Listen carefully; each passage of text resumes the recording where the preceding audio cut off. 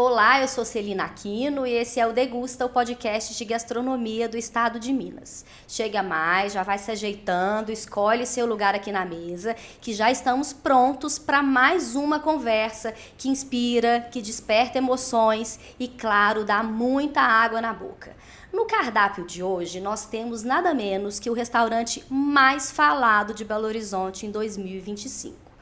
Alguns vão dizer que é loucura, outros vão afirmar que é coerência, mas certo é que ele chegou muito seguro da sua proposta, trabalhar 100% com produtos mineiros. Dos vinhos aos queijos, dos embutidos às sobremesas, tudo é daqui, nada vem de fora. Afinal de contas, a proposta é valorizar o que a gente tem de melhor aqui em Minas. E você sabe que a gente tem muita coisa.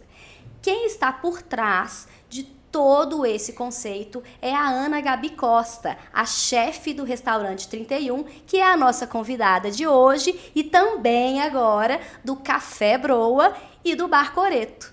Gabi, muito obrigada pela sua presença aqui. Estamos muito felizes, é uma alegria celebrar a cozinha mineira, Minas Gerais, com você nessa conversa. Obrigada, Celina. Eu estou feliz demais. A gente já gosta muito de conversar fiado, né? Ainda mais sobre Minas e sobre comida. Então, estou muito feliz aqui de estar nessa conversa. Vamos lá. Primeiro de tudo, me fala, por que a gente demorou tanto tempo para ter um restaurante como esse aqui na cidade?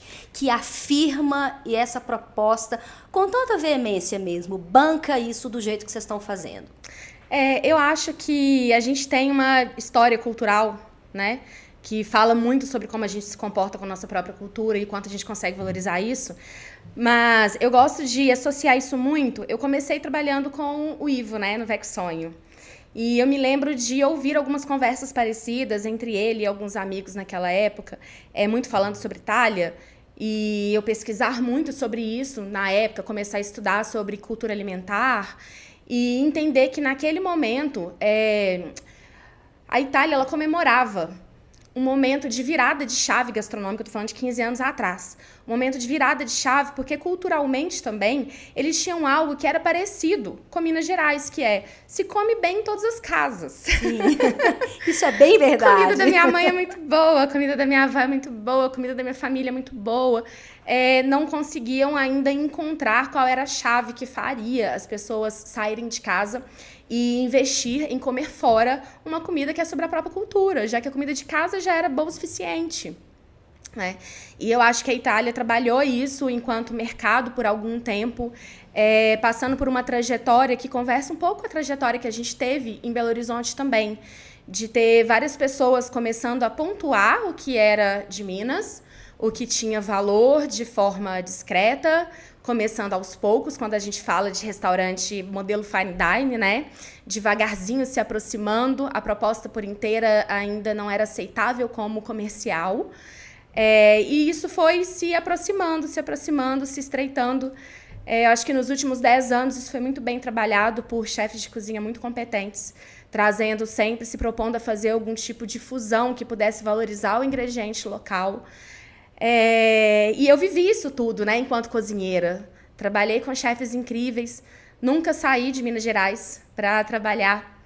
Algo que talvez durante muito tempo eu tivesse considerado ao longo da minha carreira que pudesse me trazer algum tipo de prejuízo de conhecimento, justamente o que fez com que eu pudesse trazer um projeto que era verdadeiramente quem eu sou, né? Eu sou verdadeiramente mineira, de paixão, de coração, de vivência, de criação, né? Onde cresci, onde vivi, as minhas preferências, minhas particularidades sempre foram voltadas para Minas. E as pessoas com as quais eu trabalhei também, eu dei essa sorte de trabalhar com chefes muito competentes que sempre se propuseram a trazer uma pitada de Minas Gerais. Então, assim, eu vivi essa história toda. É como se eu tivesse vivido uma vida e depois uma carreira profissional enquanto cozinheira que me preparou para estar nesse lugar hoje, onde eu senti segurança de falar, agora a gente vira essa chave e a gente vai ser Minas como ela é, né? Lindo isso. Então, a gente pode dizer que esse projeto chegou na hora certa, tanto para você, para o seu momento de carreira, também quanto para a nossa realidade, enquanto entendendo a nossa cozinha, a nossa mineiridade, ter orgulho disso tudo? Você acha que foi? Sim, eu acho que parte do sucesso do 31 diz respeito a isso, ao meu momento particular também, né? Depois de 15 anos de profissão, na qual eu tive a oportunidade de trabalhar com uma diversidade muito grande de tipos de serviço, né, de prestação de serviço. Desde eventos pequenos, que foi onde eu comecei, eu sempre tive muita paixão por eventos. Então, com o IVA, já trabalhava com eventos. Com o Ramel, passei longos anos trabalhando com eventos especiais, eventos que são mais sofisticados, mais detalhados. Depois tive uma experiência longa também, forte, com eventos de grande porte, né? Eu passei por um tempo com o projeto da Casa Bernardi na época, a gente fez uma virada de chave ali gastronômica com eles. Foi onde eu consegui aprofundar mais o produto mineiro também, em larga escala, e entender comercialmente possibilidades de convencer o cliente de que a gente fazia podia ser mais legal, mais interessante, mais bonito do que só trazer um Ctrl+C, Ctrl+V da Europa. Então, e diversos tipos de restaurante, né? Trabalhei por um tempo fazendo várias coisas dentro do mercado de gastronomia. Então, eu me sentia muito pronta para tocar um projeto desse porte, com esse peso, por ter know-how mesmo de tudo que eu estava me propondo a fazer. E o cenário de BH, eu acho que era o melhor possível quando a gente começou a desenhar esse projeto. Primeiro que eu acho que a gente vive um momento agora, passada todos os traumas pós-pandemia, eu acho que a gente vive um momento de muito vigor gastronômico na cidade. Muito. Não só de muita gente competente fazendo coisa boa, mas também do próprio público. O próprio Belo Horizontino se propondo cada vez mais a investir em sair de casa para comer bem. Eu nunca vi isso, assim, em todos os anos que eu tenho de profissão, eu nunca vi isso de forma tão explícita, com tanta vontade, sabe? Como se as pessoas estivessem considerando que não é só mais um dia especial sair para comer, mas elas querem isso como parte do cotidiano de entretenimento na vida delas. Né? Assim como elas vão ao cinema de vez em quando, assim como elas vão ao teatro de vez em quando, como elas saem para passear de vez em quando e para um boteco de vez em quando, elas também estão se sentindo mais à vontade. Sem uma data especial, só estar num restaurante muito legal, comendo algo muito legal, né? Como parte do dia a dia. Já é maravilhoso. Já é maravilhoso. E antes da gente seguir essa linha do tempo, eu quero voltar bem aí. Vamos fazer uma volta no seu passado, que eu acho que tem um detalhe da sua história que, com certeza, você já falou isso várias vezes, conecta com o que você vive e faz hoje, e que eu acho que é muito legal da gente contar, que você foi criada no interior pela sua bisavó, não é Sim. isso? Na verdade, o interior é bem perto de BH, que é Pedro Leopoldo, faz parte da grande BH. Mas a minha bisavó era uma mulher de hábitos interioranos, de hábitos rurais, né? Saiu da roça muito novinha para se casar, e aí foi morar em Pedro Leopoldo. E a minha bisavó era aquela matriarca de colocar a família inteira para dentro de casa. E ela constituiu ali dentro da casa dela uma cultura, que era uma cultura mesmo dentro de uma... A gente morava no centro, assim, da cidade, mas ali de cultura muito, muito rural, interiorana. Então, o quintal dos fundos da nossa casa tinha pé de limão capeta, tinha horta, tinha fogão a lenha, tinha forno de tambor. Na frente tinha outra horta. O quarto no qual eu dormia, toda vez que chovia, eu abria a janela, porque a taioba ficava debaixo da minha janela. E eu tenho, assim, muito vivo na minha memória o quanto eu era criança, que eu achava lindo a chuva, as gotas de chuva em cima da taioba. Não sei se todo mundo já teve essa experiência. Se não teve, se vocês não têm horta em casa, compra uma taioba e molha ela e respinga, porque ela é microaveludada, então as gotículas se acumulam de uma forma cristalina e muito linda. E eu, criança, vendo taiobas enormes na minha janela, sabe, com gotas, eu achava aquilo belíssimo. Então, eu tive uma vivência muito rica, porque era tudo muito ativo também, né? A horta não era só uma horta, era a horta que fazia parte da alimentação de todos os dias. Né? O fogão a lenha também não era um fogão de dias especiais, ele era aceso todos os dias, né? Tinha o fogão a gás e o fogão a lenha, e parecia que era muito estabelecido o que se fazia no fogão a lenha e o que se fazia no fogão a gás. E ela cozinhava todos os dias? E ela cozinhava todos os dias. As minhas tias, era uma casa de muitas mulheres, as minhas tias-avós, a minha avó, que por certo momento morou junto da gente, outro momento não, mas era uma família de muitas mulheres, cozinhavam muito, cuidavam juntas de seus filhos e de seus netos e seus sobrinhos. E cozinhavam demais. Então, assim, o pré-preparo das coisas era algo que sempre me envolvia muito. Muita gente pergunta assim, você começou a cozinhar desde criança? Eu falo, não. Eu acho que cozinha lá era um negócio muito sério pra criança, sabe? Porque não era muito participativa a coisa de criança estar dentro da cozinha. Mas tinha um momento ali que era de pré-preparo das coisas, porque no fim de semana a coisa ficava mais viva ainda, que era menos corrido. Então, aos fins de semana, sempre tinha... No sábado vai assar biscoito de polvilho. No domingo a gente vai fazer empadinha. Ou no outro domingo vai ser um domingo melhor, nós vamos assar um pernil. Né? Aí no outro domingo, nós vamos matar galinha. Então, os fins de semana viviam processos, assim, de mise en place, sabe? Da minha casa, onde cada tia pegava uma coisa para poder realizar comidas que representavam uma fartura de fim de semana, sabe? Viver o fim de semana na casa da minha bisavó era viver uma fartura de variedade e tinha esses momentos de eu ver as coisas sendo preparadas, sabe? Eu ver o tacho sendo preparado. Eu vi a carroça chegando na porta com o leite que a minha avó pediu. A carroça chegou e eu sei, opa, vai ter doce de leite, vai ter pé de moleque, vai ter um tanto de coisa. O chão do terreiro sujo de casca de amendoim, né? Porque torrava e depois esfregava e soprava, né? Ao vento, assim. E aí ficava o chão do terreiro todo sujo de casca de amendoim. Então tinha todos esses processos, assim, que eram muito vivos para mim, que depois de muito tempo eu fui entender o quanto foi significativo, o quanto me formou. Nos meus valores, nos meus princípios, no que eu gosto de ser também, no que eu gosto de comer, no que eu gosto de preparar. Né? Tudo, né? Tudo. Quem você é, o que você faz Exatamente. hoje, né? Tudo tá conectado a isso, né? Isso Mas não foi uma coisa imediata você pensar que seria cozinheira, né? Não, de forma alguma. Você foi para uma outra área. Sim. Você trabalhava com logística, não é isso? Na verdade, eu comecei a estudar comunicação.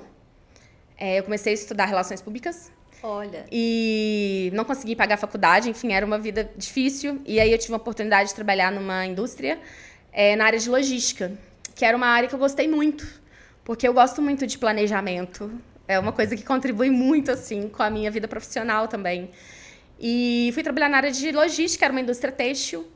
E aí, em certo momento do meu trabalho ali, eles estavam fazendo um projeto que era em outra cidade, uma das unidades da fábrica ia fechar. E para fechar e não parar a produção em momento nenhum, precisava de uma grande operação de logística para que fosse terceirizado todos os processos. Então, eles montaram uma equipe de logística lá, uma central.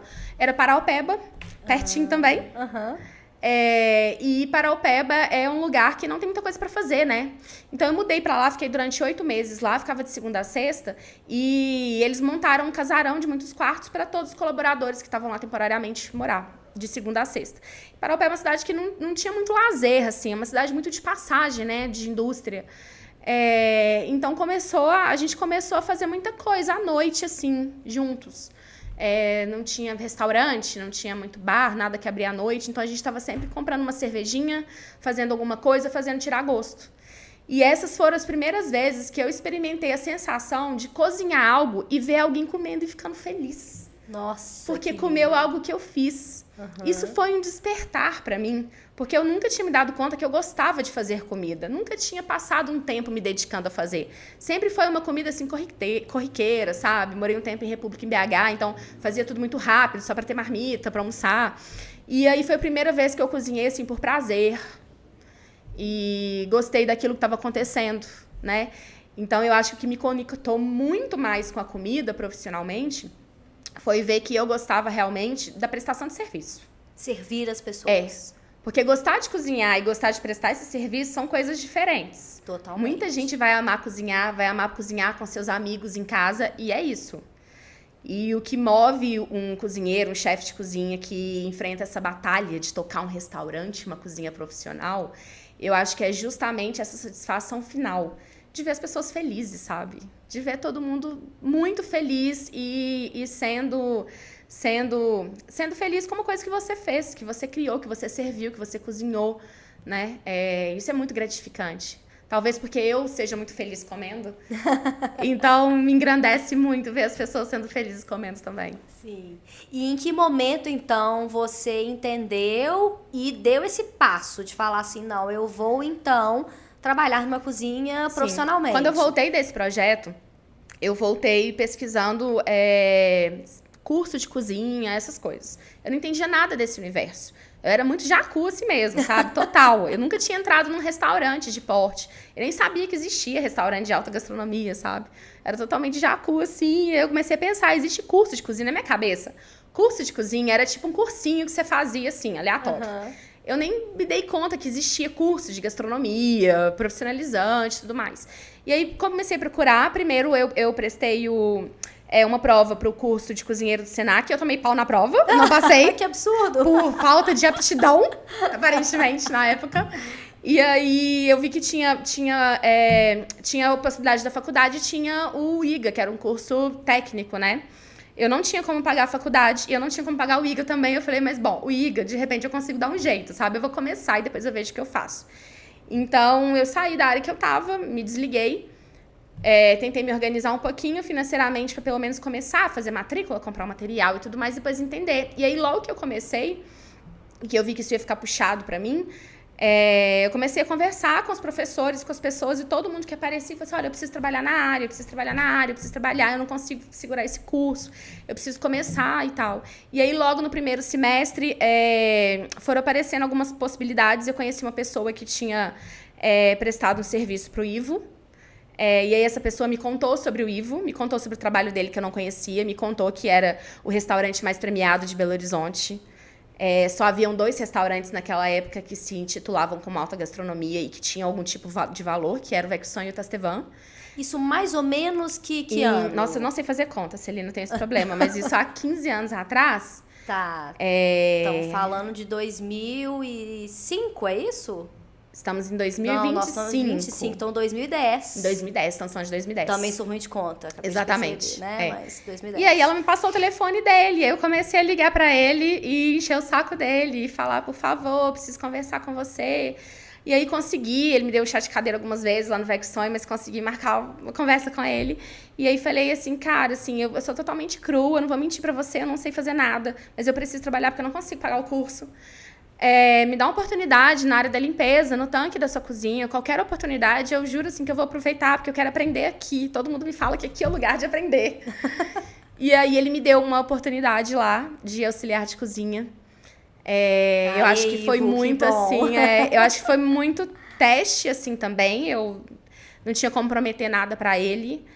Ele me ofereceu essa oportunidade no turno da noite. E eu não tenho como mentir que não foi difícil, porque eram 11 homens na cozinha. Só você de mulher? As mulheres que tinham no restaurante na época, elas trabalhavam no turno do dia. Nossa. A gente tinha mulheres na produção de massa, a gente tinha mulheres no guarde, a gente tinha uma mulher incrível no fogão, que era a Miriam, no turno do dia. E aquelas mulheres, elas encontravam algum conforto, né, de trabalharem juntas ali no turno do dia. Trabalhar de noite, todas as circunstâncias dificultavam uma mulher trabalhar à noite também, né? E aí a vaga que apareceu foi para estar no turno da noite. Naquele momento, um cozinheiro da Praça de Fogão tinha saído de férias, outro pediu para sair repentinamente. Numa praça que tinham 3 pessoas, me colocaram eu do lado de um cozinheiro muito experiente, no olho do furacão. Nossa. Tipo assim, novembro. No olho do furacão. Nossa. E foi muito difícil. Eu gosto de contar que até a minha primeira promoção, que foi com 6 meses, todos os dias eu achava que eu ia ser demitida. Nossa. Todos os dias eu ia embora pra casa pensando isso, e eu voltava no dia seguinte pensando, hoje eles vão me demitir. Hoje e pra você foi uma prova de fogo também, foi uma né? prova assim, de fogo. Ou eu gosto disso, super, ou não dá mas pra eu mim, entreguei, né? assim, era o meu momento. Então eu entreguei, assim, 100% do meu tempo pra isso. Tudo que eu podia fazer para poder crescer mais rápido, adquirir conhecimento mais rápido, eu fiz. Então, meu horário era noturno e eu chegava cedaço e eu ajudava todo mundo do turno do dia, porque eu queria um pouco de moral deles também. Eu queria que eles vissem que eu estava ali para ajudar. E eu queria a oportunidade de aprender mais com eles. Então, rapidamente, eu comecei a ser uma pessoa capaz de cobrir atestado de um, folga de outro. E aí isso foi me dando possibilidade de fazer as dobras da casa, o que me agregou muito financeiramente, foi muito importante para mim na época, e de muito conhecimento. E isso fez com que rapidamente eu fosse conhecendo a cozinha toda. Então, assim, com 6 meses, eu era auxiliar de cozinha 2. Com 6 meses, me promoveram auxiliar 1, depois cozinheiro 1, cozinheiro 2, cozinheiro 3. E quando eu saí de lá, a ideia era começar a me preparar para chefe de partida, assim. Mas eu comecei a perceber que existiam outras coisas e eu queria aprender outras coisas também. E aí você foi Então pra foi onde? isso. E aí eu fui trabalhar com o Ramé. Ah, que também é um personagem importante da sua história, Que também né? é um personagem muito importante. Na verdade, assim, eu me apaixonei pelo trabalho do Ramé na primeira vez que eu vi ele trabalhando. Que foi numa feira de gastronomia. Que chamava Gastronomia na Praça. Não sei se você lembra. Ah, lembro. Lembra? Lembro. Eu estava nessa feira trabalhando, tocando a equipe do Ivo. E quando acabou, eu fui ver o que estava acontecendo. Eu não conhecia, assim, eu passei 3 anos lá só trabalhando. Eu ainda não conhecia o que existia de gastronomia em BH. E aí eu fui ver o que estava acontecendo ali ao redor. E aí eu vi a equipe do Ramé trabalhando. E eu me apaixonei, assim, perdidamente por aquela cena que eu vi. Primeiro que já me chamava a atenção as preocupações estéticas muito particulares daquele universo. O ketchup de goiabada naquela embalagem de pomada, sabe? Uhum. O nome Trindade, num papel manteiga muito bonito. Tinha todas as particularidades, e eles estavam fazendo ali o X é Mário, então tinha aquela churrasqueira da Weber redondinha, que é uma graça, a bancada muito bem montada e organizada. Então eu fiquei observando aquilo e eu via sinais assim de um outro universo que eu não conhecia. Subchefe na churrasqueira, dando um sinal para quem estava na bancada, todos aguardando pontualmente o queijo chegar no ponto certo, a carne também. Era um outro universo, um outro tipo de organização de cozinha que eu não conhecia. E aquilo me encantou muito. Eu falei, eu quero aprender esse formato, eu quero trabalhar assim. E aí eu fui atrás do Ramé também, fiquei na cola dele novamente, enchendo o saco dele. Mas é assim que a gente consegue as coisas, É assim que a gente consegue, né? Por um tempo ele evitou um pouquinho, tinha aquela coisa, mas você tá trabalhando com o Ivo, isso pode gerar um mal-estar. Até que eu tinha decidido que eu queria realmente sair do Vexon, e eu saí, me desliguei, e depois a gente começou essa conversa. O Ramé me ligou do nada num dia e falou assim, aqui, você tô com seu telefone aqui, você tava me procurando? Você tá trabalhando em algum lugar? Eu falei, ainda não, tô esperando você me ligar pra gente conversar. Aí ele falou assim, eu vou fazer um evento esse fim de semana, você topa fazer esse evento com a gente? Aí eu falei, claro. Aí eu cheguei lá no dia seguinte, pra poder fazer a produção desse evento, entender, e assim, era tipo numa quarta-feira, o evento era no sábado, em Tiradentes, um casamento para 450 pessoas. E a equipe do evento no dia de cozinha desse evento, que tinha um cardápio enorme, 14 snacks, nível Felipe Ramé, um jantar com buffet enorme. A equipe éramos eu, Felipe Galasto, Fred Trindade, Matheus Paratella e o Ramé. Não tinha um auxiliar de cozinha na equipe. Éramos que loucura! Nós. Foi um evento que foi uma grande aventura, assim, pra mim, exaustivo, mas grandioso. Porque eu acho que eu já cheguei, assim, nesse universo que eu estava procurando, vendo a real face e potencial desses grandes cozinheiros, desses grandes chefes que eu não conhecia, sabe? Todos ali trabalhando em sua potência máxima de entrega, né? Para um evento que era surreal, assim. Tem histórias que o Ramé conta nessa época que o dono da pousada chamou ele no canto e falou assim, a gente está preocupado, vai dar tudo errado. Porque tem 5 pessoas na sua cozinha. Os eventos aqui são feitos com 15, 20 pessoas. Mas deu tudo certo, foi lindo. E aí, depois disso, eu fui trabalhar no Trindade, né? Com o Ramé e com o Fred. Passei um tempo lá.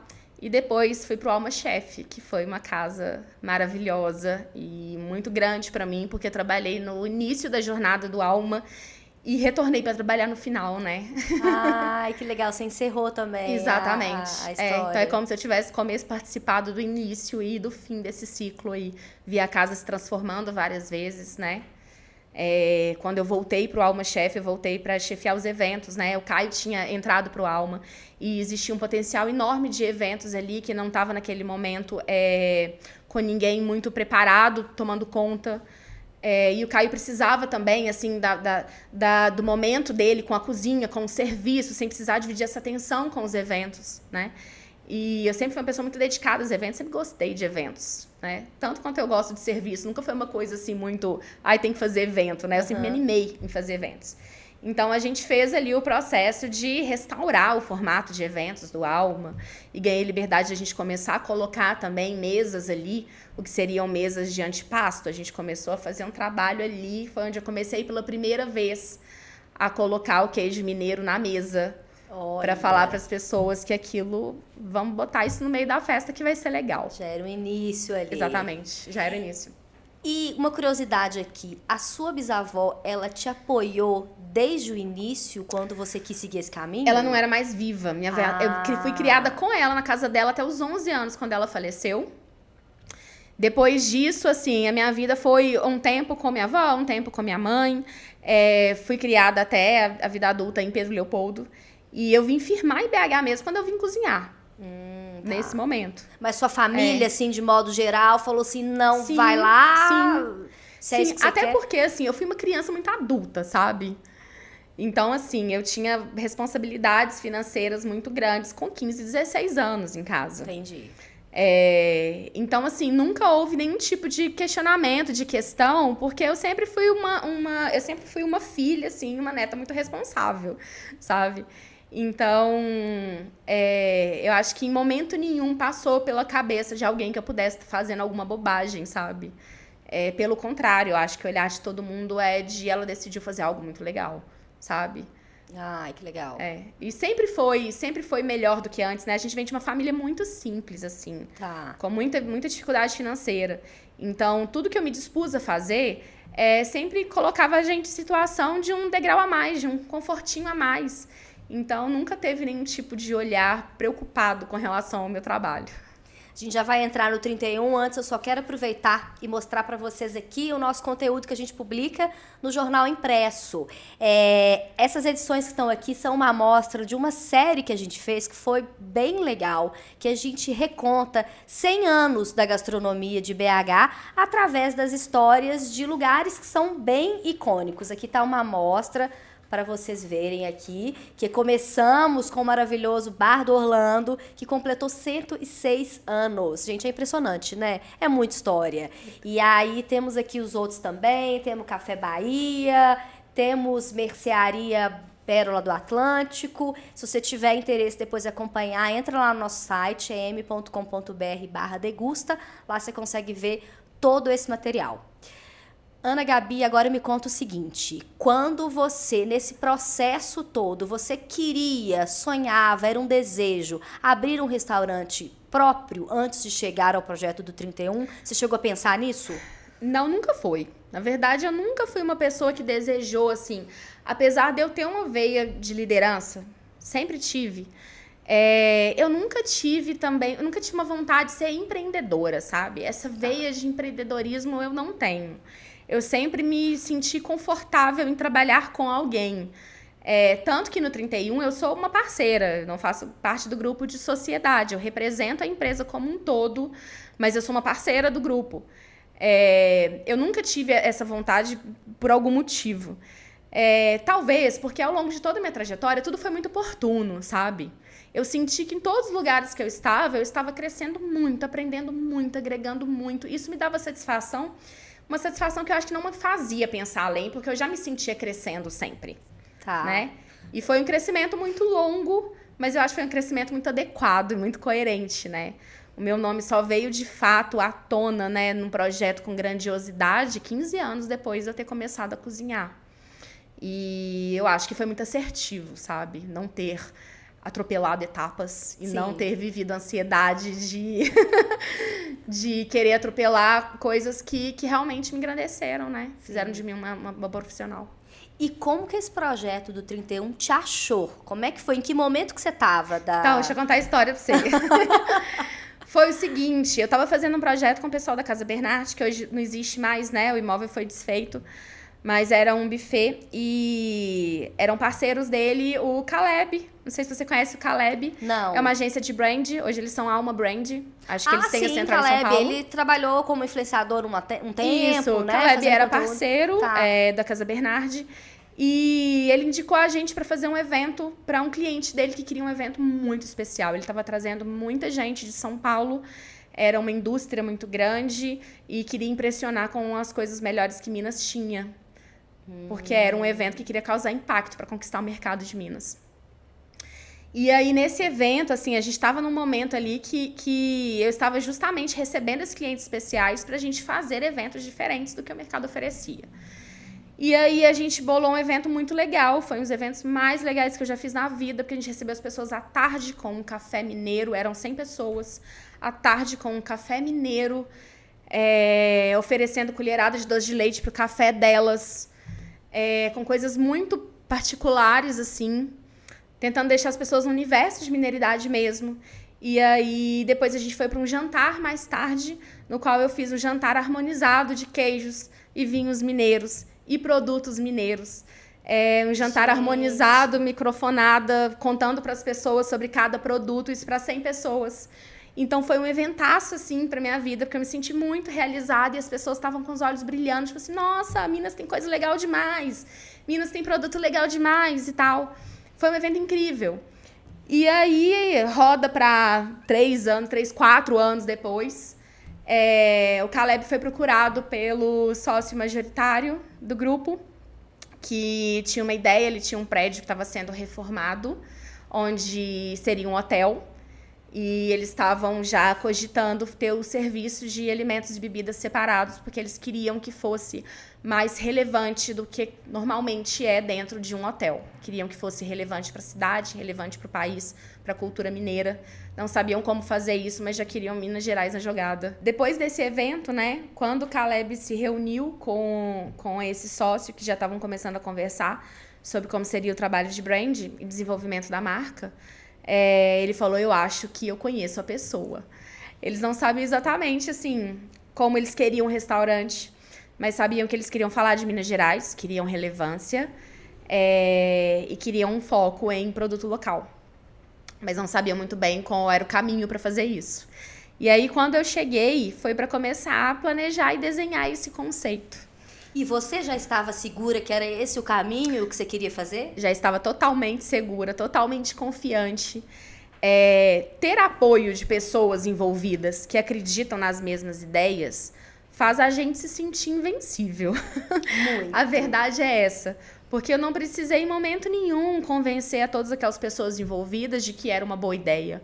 Porque eles já queriam essa grande ideia, né? Então, assim, o martelo que a gente bateu de trabalhar 100% com insumo mineiro foi um martelo que nós batemos juntos, né? No momento que eu trouxe, olha, vai haver dificuldades comerciais, de marketing, de venda, de logística. Haverão muitas dificuldades de crítica. E a gente tem que se preparar isso tudo. E eu não vou bancar essa sozinha, eu quero todo mundo comigo, né? E a gente bateu esse martelo juntos, que seria 100% de insumo mineiro, na adega, na coquetelaria, no bar, e que a gente não tiraria nenhum insumo que é de fora do estado. Então foi assim que a gente começou a desenhar aí a proposta 31. E você, então, está desde o início desse conceito, né? Desde o início. Cheguei, era tudo mato. Era tudo mato, o prédio estava em obras, não tinha estrutura da cozinha, do restaurante, não tinha nada pronto, ainda estava tudo vazio, começando a subir ainda a parede. E aí eu cheguei, a gente começou a cuidar primeiro da parte técnica do projeto, entender se o projeto da cozinha estava adequado, porque eles já tinham feito o projeto da cozinha que era uma cozinha mais genérica, não voltada para nenhum perfil específico de serviço. E a gente começou a remodelar ali o layout da cozinha, para a forma que eu cozinho, para as coisas que eu queria fazer. E também começamos aí um trabalho junto com a Beth Negen, arquiteta maravilhosa, que fez interiores do prédio todo, trazer esse universo meu para ela, porque o design ali ainda estava algo também mais voltado para o Tribe, né? Que era mais genérico, de um design muito arrojado, mas não tinha ainda as particularidades do 31, que nasceram depois do meu conceito, e a Beth trouxe brilhantemente, que conversa muito com a comida que a gente faz, né? Que é uma comida sofisticada, uma comida elegante, mas com Minas Gerais vindo muito pela essência, né? Pela matéria. E não é caricato, E né? não é caricato. E não é caricato, exatamente. Quando você bate o olho num prato da 31, você não reconhece uma característica caricata de um prato de comida mineira. Mas mesmo assim você sabe que é. Mesmo assim você sabe que é sobre Minas. É a mesma sensação de quando você entra no 31. Te falam que vão te levar numa casa de comida mineira, na hora que você entra, você fala assim, não é isso que eu esperava. Né? Mas você olha ao redor e observa, você entende que é sobre Minas. Você entende, a gente tem todos os sinais lá.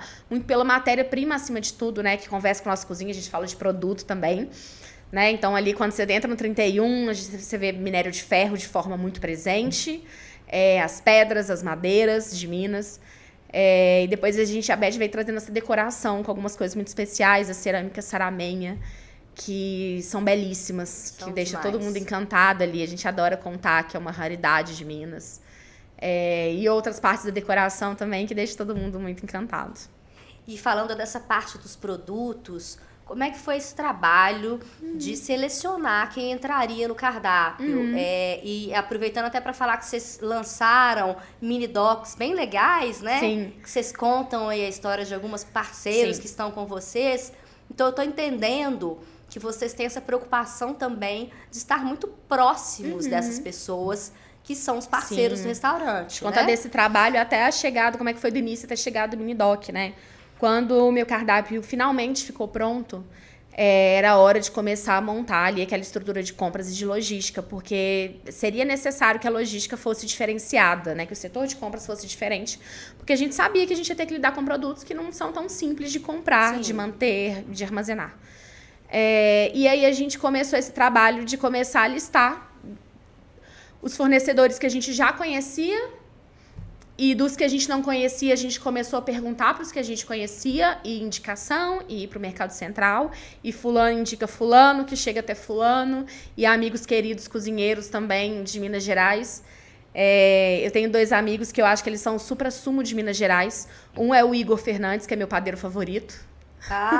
O Igor, maravilhoso. E outro é o Igor Anaxágoras também. Foi cozinheiro de longa data comigo. Eu compartilho muito os sentimentos de Minas com eles. Então, são esse tipo de pessoas que se envolvem, né, com a paixão do projeto e sempre lembra de alguém que faz alguma coisa e outro alguém que faz alguma coisa e a coisa vai se emendando. De fato, Celina, não houve uma pesquisa profunda com um grande dificultador de encontrar os produtos, não. Era muito comum no início do 31 a gente receber jornalistas de fora de Minas que perguntavam assim: foi difícil achar esses produtos? O quão vocês tiveram que trabalhar para encontrar produtos só de Minas? Falei, gente, vocês perguntam como se a gente não fosse o 3º maior PIB do país. Que isso? Sabe? Como se não fosse um estado com uma potência absurda de produção de alimentos e bebidas. Sim, e produtos a gente tem de sobra, na verdade. Exatamente. Né? Então não foi difícil encontrar as coisas que a gente queria. Difícil, na verdade, foi tomar a decisão de qual era o produto que a gente ia utilizar, que mais conversava com a casa, e tomar as decisões dos caminhos de adequação, né? A nossa coquetelaria passou por isso de uma forma bem complexa, né? O Cássio fez isso, o Cássio e a Poli, nosso sommelier de cachaça, que trabalha junto do Cássio Batista, nosso mixologista, eles enfrentaram um gigante desafio que foi de adequar 10 drinks clássicos no 31 só para ingrediente mineiro, trazer isso para destilaria local e para outros ingredientes locais. A cozinha viveu esse processo também, a gente fez o possível para, de forma mútua, contribuir com todas as lideranças que estavam precisando fazer esse desenvolvimento. Mas houveram adaptações.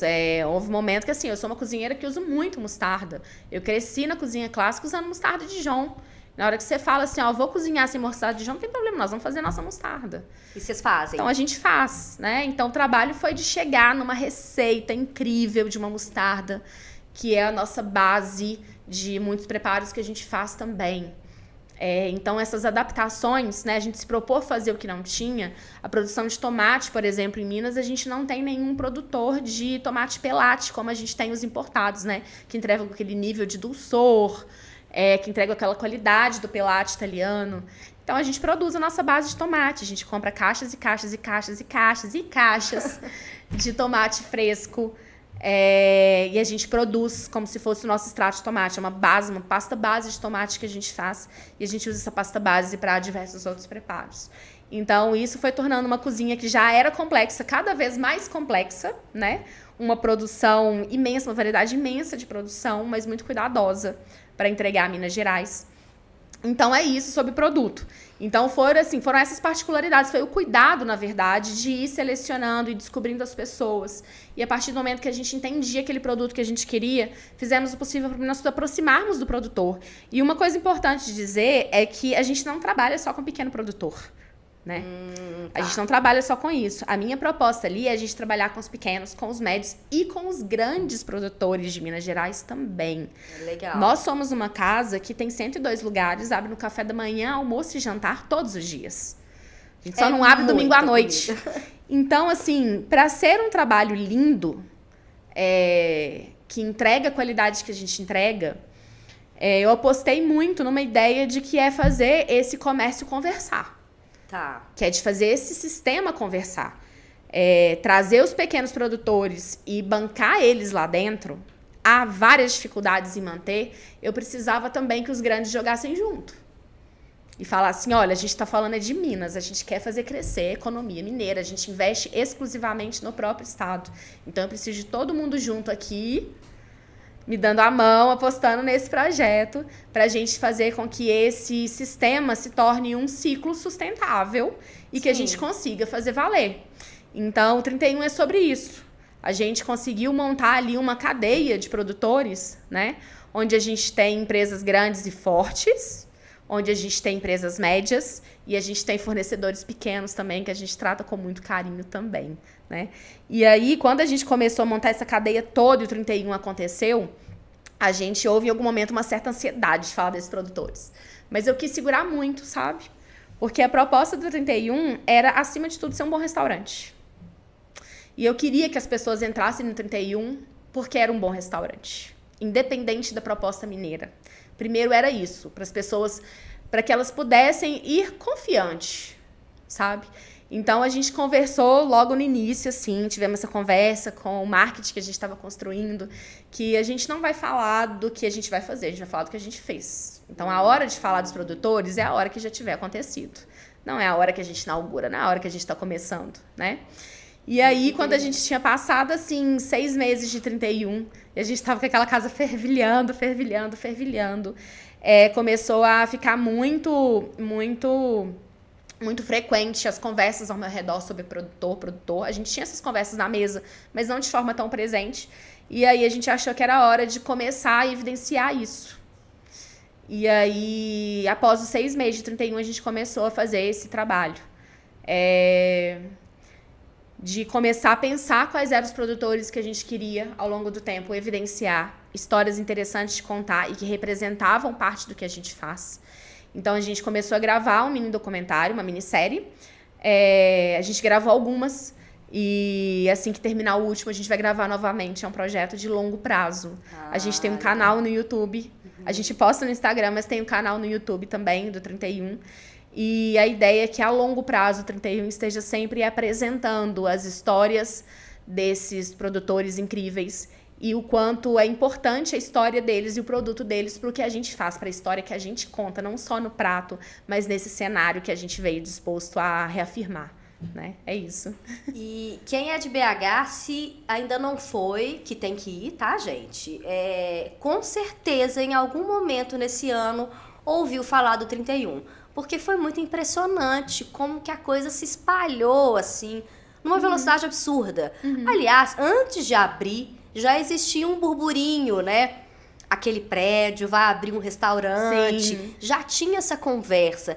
Por que você acha que a coisa realmente pegou tão rápido? Por que a aceitação, né, de imaginar que em pouco tempo vocês já tinham casa cheia, uma casa grande, como você falou, né? O que você acha que justifica isso? Eu acho que a primeira coisa foi a gente se propor primeiro a ser um bom restaurante, de fato. Tá. Né? Minha preocupação máxima no início foi isso. Por isso, assim, ó, marketing, vamos deixar o produto um pouco mais pra frente. Agora a gente tem que se concentrar em contar pras pessoas que a gente fez um bom restaurante. E que a gente tá aqui trabalhando pra ter um bom restaurante. Então, assim, fazer um restaurante no formato que a gente fez, que é um restaurante gastronômico, num modelo fine dining. Quando a gente fala modelo fine dining, é um termo que hoje as pessoas consideram um pouco cafona de dizer, mas não tem outra forma de classificar esse modelo de serviço. Sim. Que é um modelo que eu me proponho a ter sommeliaria disponível, um sommelier de alto nível, com um bom entendimento, que consegue proporcionar uma boa experiência, onde eu tenho maîtres e eu tenho profissionais qualificados para conseguir garantir um excelente serviço, onde eu tenho mixologista, chefe de bar, assim, toda essa estrutura, né, cozinha, uma cozinha que tem que tem um chefe operacional, que tem seus subchefes, tem...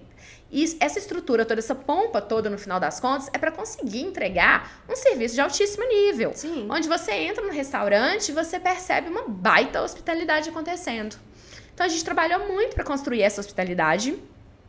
Eu queria que o restaurante fosse sofisticado, mas encontrando brechas na modelagem de serviço, para garantir que o garçom tivesse a liberdade de sorrir para o cliente, que ele tivesse a liberdade de usar suas próprias palavras, vez ou outra, para falar sobre o prato, que ele tivesse liberdade de expressar a mineiridade pessoal dele também, sempre que o cliente desse liberdade.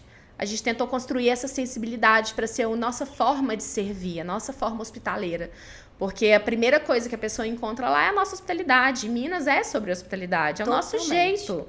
Então, isso para mim precisava ficar muito evidente. Não podia ser um serviço que é elegante num ponto de ser enquadrado, a ponto da formalidade não permitir que Minas Gerais aparecesse nesse sentimento hospitaleiro.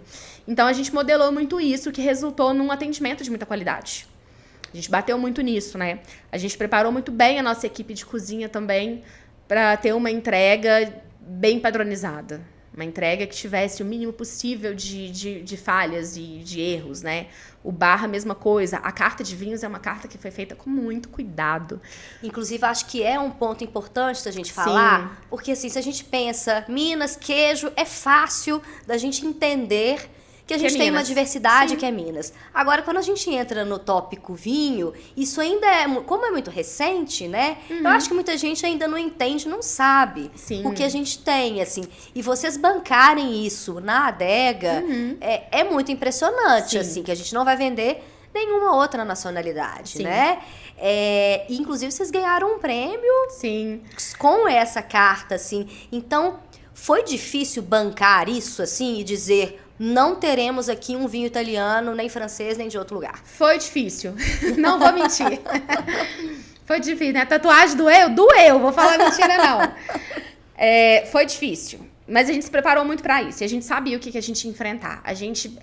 Eu acho que parte do sucesso 31 é justamente a gente ter se preparado para prever problemas e dificuldades. Tá.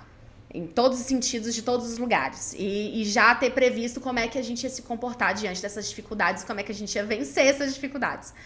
Mas no caso da carta de vinhos, a gente não queria só pegar vinhos mineiros e colocar para dentro. Hoje, o vinho mineiro é uma grande potência no país, em produção. Mas com vinhedos muito jovens, ainda chegando no momento de conseguir expressar a personalidade, que até pouco tempo atrás ainda não expressava, mas com muita coisa ainda precisando amadurecer, mas com muita coisa boa sendo produzida. E a gente sentiu que o nosso papel ali era motivar o consumo de vinho mineiro. Porque se a gente está neste momento onde a gente tem uma potência enorme de produção, a gente tem muita qualidade chegando, tudo que as vinícolas precisam é que a gente tenha um consumo maior, para elas terem oxigenação financeira para investir mais. Pouquíssimas vinícolas têm hoje condição financeira de ter um vinho de guarda. Os produtos, eles precisam vender.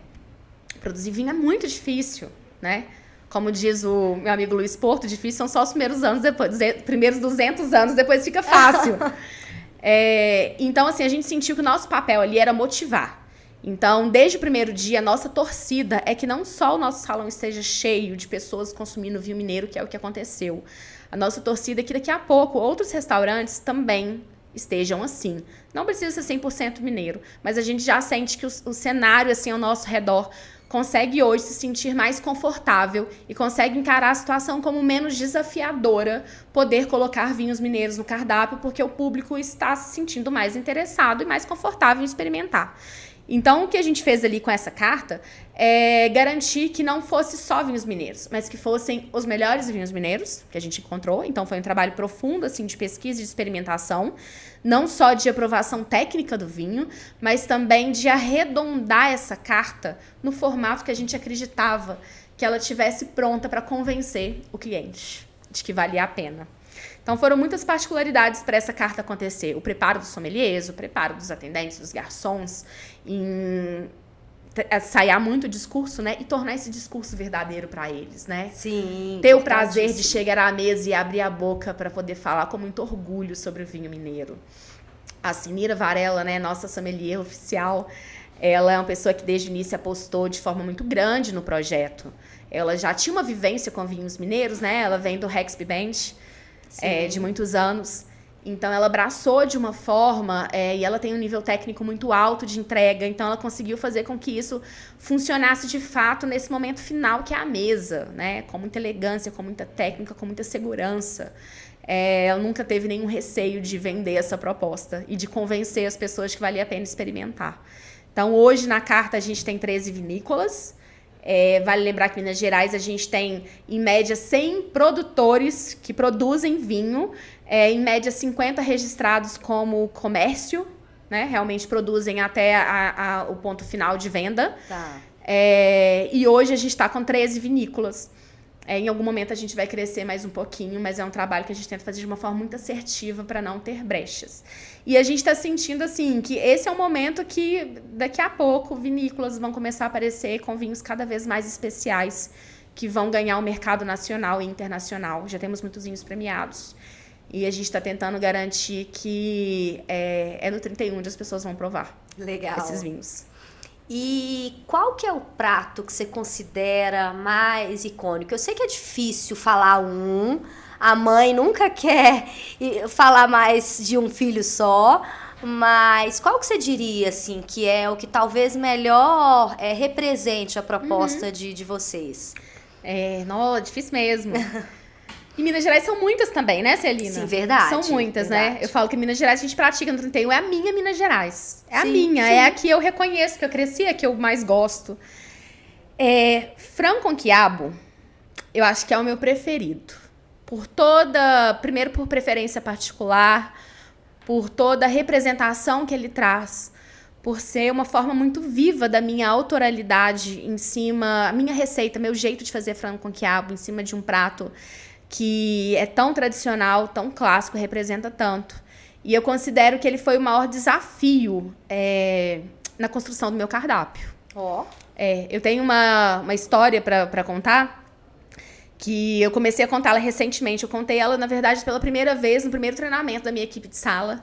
Treinamento muito interessante, quando eu apresentei o cardápio para eles pela primeira vez. Era para ser um treinamento de 1 hora, durou quase 5. Nossa. Porque todo mundo tinha uma coisa para contar sobre cada prato, sabe? De vivência. Isso conectou eles muito com...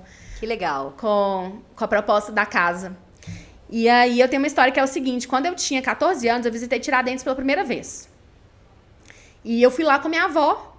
A minha avó levou a gente para poder passear. A gente estava em São João del Rei, na verdade. Minha mãe estava fazendo tratamento médico lá.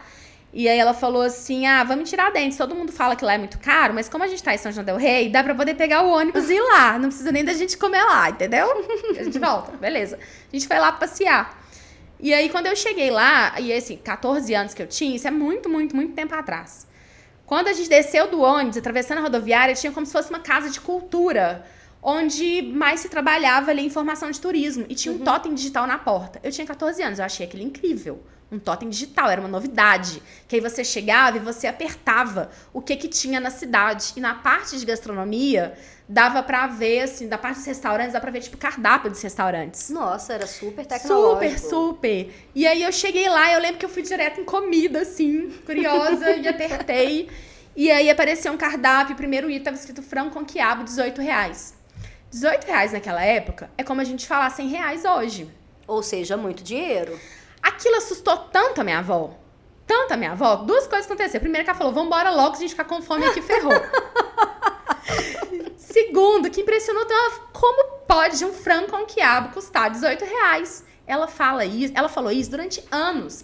Toda vez que alguém citava Tiradentes perto dela, cidade histórica, ela falava, você lembra que a gente foi em Tiradentes uma vez e um frango com quiabo custava R$18? Isso marcou o resto da vida. E eu cresci ouvindo isso, e isso sempre foi uma conversa de risaiada na mesa. Vocês não comeram esse frango com quiabo? Não comemos, nós voltamos pra almoçar em Tiradentes. Entendi. Comi daquilo. E aí, eu nunca esqueci essa história. E aí, quando eu tava desenhando o cardápio 31, que veio o frango com quiabo que eu queria fazer, e aí eu falei assim, daquela história volta agora pra 2025, 2024, estava desenhando o cardápio, tô eu aqui tentando vender um frango com quiabo a R$100. E está vendendo, e muito. Estou vendendo. Então, isso foi muito significativo para eu entender o que precisava ser feito para valorizar a nossa essência. O que vai fazer uma pessoa pagar R$100 por um prato de frango com quiabo? Precisa ser o melhor frango com quiabo que ela já comeu na vida. E isso envolve técnica também, Isso envolve né? técnica. Isso envolve técnica, que não foge da técnica mineira, parte disso. A gente tem uma produção hoje monstruosa de frango pingue frita. Tanto no nosso caldo, que é extremamente caramelizado, para conseguir representar essa essência de forma de cozinhar em Minas, né? O frango com quiabo que minha bisavó fazia era muito bom por causa da preocupação minuciosa de cada etapa. É o discurso que eu prego muito de que a cozinha mineira não é simples e nunca foi. Né? Ela começava a fazer o frango 7 horas da manhã para ele estar maravilhoso na hora do almoço. Então, assim, aquela preocupação de vai fazer o frango, a panela tem que estar quente, tem que ter banha, ele tem que dourar. Enquanto tiver todo mundo dourado, não entra outra coisa. E é todos esses processos que resultam num caldo maravilhoso, caramelizado, com potência de sabor, com colágeno, né? Então, a gente produz um caldo que sustenta muito a base da nossa cozinha, assim como outras técnicas que são presentes na cozinha mineira, como o tom de refogado, o tom de alho, o tom de outros temperos que a gente usa. Isso sustenta o sabor, sustenta a pessoa provar e falar de fato. Minas Gerais está aqui nesse prato. O tempero é mineiro, o sabor é mineiro, né? E aí o frango com quiabo, por exemplo, a gente faz uma sobrecoxa grelhada que foge totalmente do convencional, Sim. mas ela vem por baixo banhada naquele caldo de frango caramelizado, com o angu de milho verde, né, que a gente chamava de angu lavado, que é treta de fazer. Dá muito trabalho pra gente. 31 hoje consome, em média, cerca de 600 espigas de milho por semana. Só a cozinha de almoço e jantar. Caramba, é muita coisa. Grande parte por causa do angu lavado. E a gente traz uma gema que escorre também, que pra mim conversa muito com a minha referência de frango caipira, porque na minha família era muito comum a gente pegar a geminha do ovo, sabe quando a galinha tá cheia de ovinhos por dentro? E aí você cozinha isso junto? Era muito comum pegar aquela geminha na hora que ela tava assim, meio molinha, meio durinha, colocar num prato, colocar caldo, vinha farinha de milho e fazia um pirão. A gente acreditava, né, o nosso povo mais antigo acreditava que aquelas gemas são muito nutritivas, então priorizava servir as crianças e as grávidas. Ah, então você sempre comia. Então, na minha família, eu tive essa experiência de vida e foi a mesma que a minha mãe teve, a mesma que minhas primas tiveram, que era toda vez que matava uma galinha, tinha ovinho, colocava no prato, era aquele prato do Alex Zamba, colocava caldo da galinha, vinha com farinha de milho, misturava ali e a gente comia. Então, o nosso frango com quiabo é essa sobrecoxa belíssima que a gente faz com uma pele crocante, em cima douradinha, mas embaixo vem esse caldo de frango super mineiro, super potente, o angu lavado, quiabo e uma gema, né, que a gente empana no fubá, ela escorre e a gente serve a farinha de milho ao lado. Então, esse conjunto de sabores aí, pra mim, é o supra-sumo, sabe, da minha vivência de Minas Gerais. Ai, que delícia. É isso. E eu acho que vale a gente falar também sobre as sobremesas, que primeiro pela quantidade, eu até fiz uma coluna falando sobre isso, assim, que eu acho muito legal ver um restaurante valorizar isso de uma forma tão bonita e tão autêntica, né? Porque todas as referências são mineiras, são os nossos doces, os doces da roça. Eu tenho vó também, tive vó do interior que fazia tudo isso. Então é muito legal ver pela quantidade e por essa referência toda que traz Minas, assim. Também era uma coisa muito calculada sua, assim, que tinha que ser dessa forma. Sim, primeiro porque no mercado mesmo de restaurante eu já sentia uma ausência de força de sobremesas. Como consumidora já me fazia falta, sabe? Em vários restaurantes, assim, poder fechar o jantar com chave de ouro. Comercialmente, sempre acreditei nessa proposta. Trabalhei em cervejaria, na época com o Felipe Galastro, né? Que é meu esposo também. Hoje... Trabalhamos juntos, eu como chefe operacional ali, numa proposta que era cozinha de pub, que dificilmente venderia tanta sobremesa, e a gente deu uma recalchutada ali no cardápio de sobremesa, transformando para sobremesa de pub, sobremesas de copo, sobremesas interessantes. E isso fez muita diferença no que a gente fazia. Então, comercialmente, eu aposto muito. Eu acho que além de levar o ticket médio da casa, ele também proporciona um nível de satisfação mais alto. Porque é um fechamento, sabe? Sim. É um fechamento. Você vai embora mais feliz se você gosta de sobremesa e come uma boa sobremesa. Então, isso garante muito mais uma satisfação final eficiente. Então, comercialmente, eu acreditava também. E eu acho que Minas, quando a gente fala de doce, é sobre fartura. O doce mineiro, ele nunca tá sozinho. Nunca tá. Dificilmente você vai estar num ambiente de uma cozinha mineira tradicional ou de uma casa tradicional e vão te oferecer só o doce de leite. Vai ter doce de mamão, vai ter doce de abóbora, vai ter queijo junto, vai parecer goiabada. Sempre vai ter várias coisas, né? E aí eu acho que não só nessa parte que é mais tradicional dos doces de tacho, mas quando a gente fala também de doces celebrativos, que é uma coisa que eu trouxe muito no cardápio também, quando a gente fala de um almoço de domingo na casa da tia, geralmente são 3 travessas na mesa em Minas Gerais, não é uma. Uma tia traz um, a mãe faz outro, o primo traz outro. E são 3 travessas, né? Às vezes a gente come até separado, às vezes come junto, no mesmo cumbuquinha. Sim. Só Deus sabe como é que a mousse de maracujá dá certo com o pavê de chocolate. Mas fica maravilhoso. Fica maravilhoso, vai se misturando e tudo mais. Então, eu acho que a nossa cultura conversa muito com isso. A nossa forma de comer doce é assim, é com fartura, com variedade. E é muito importante. Eu acho, inclusive, que isso é uma extensão da nossa cultura alimentar à mesa. O fato de gostar de comer, de estar à mesa, de reunir as pessoas, de usar muito a mesa da cozinha. Eu acho que a sobremesa, ela vem para te manter mais tempo na mesa também. A conversa dura mais, né? No almoço de domingo. Acabou o almoço, mas a gente continua a mesa. Sim. A gente traz a sobremesa, a gente passa o café. Daqui a pouco é 4 horas da tarde, a gente começa a comer queijo. E por aí vai. Começa a dar biscoito e por aí vai. Então, eu acho que ele faz essa conexão de manter as pessoas mais tempo à mesa. Então, diante de tudo isso, eu falei, não me resta outra alternativa para falar dessa Minas Gerais verdadeira, da forma que eu amo, senão ter uma fartura de sobremesas no cardápio. E aí, entrou primeiro todas aquelas referências que eu queria trazer de sobremesas celebrativas, como o amor em pedaços, né? No interior é muito comum as pessoas usarem usar o amor em pedaços em festa de casamento, no lugar do bem casado. Sim. O quadradinho. Sempre foi uma coisa mais festiva pra mim. O pudim sempre foi mais festivo também, mais celebrativo. A gente trouxe muito disso também. E aí, o fator principal, assim, que fez esse cardápio de sobremesas brilhar foi o Manu, né? O Manu, que antes de vir pro 31 e se tornar esse chefe grandioso que ele é o chefe operacional da casa, é meu braço direito que me ajuda a fazer tudo acontecer, né? Porque hoje são muitas coisas, são 3 casas. A gente tenta lidar com a comunicação e o marketing de uma forma muito cuidadosa. E a gente tenta cuidar muito das pessoas também. A gente tenta ter uma cozinha harmônica, um salão eficiente. Para isso tudo funcionar, precisa de ter muita gente competente. E o Manu, ele veio para ser esse braço direito meu, essa força dentro da cozinha. Mas é um cara que assim, passou muitos anos se especializando em confeitaria. Muito técnico, muito genial. Então, na hora que ele pegou esse cardápio meu, a gente não só melhorou as sobremesas conceitualmente, também na proposta de receitas, como ele desenvolveu o melhor método de apresentar cada ideia maluca que eu estava tendo ali, de uma forma muito brilhante. Então, a participação dele foi fundamental para a gente ter hoje um cardápio que são 9 sobremesas incríveis, que entregam Minas Gerais do início ao fim, de um jeito muito especial, muito carinhoso e muito gostoso. Nossa, vale a pena comer todas. Demais. Eu já zerei esse cardápio. Exatamente. Antes da gente entrar, então, nas outras casas, eu quero chamar aqui o Rodrigo Rodrigues. Ele é chefe do Amoreira, que é um bar novo, abriu há pouco tempo no bairro Serra.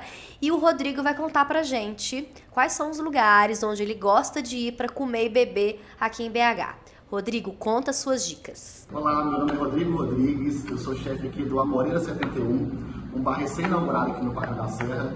E eu fui convidado pelo Degusta a dar umas dicas sobre os lugares que eu gosto de frequentar aqui em BH.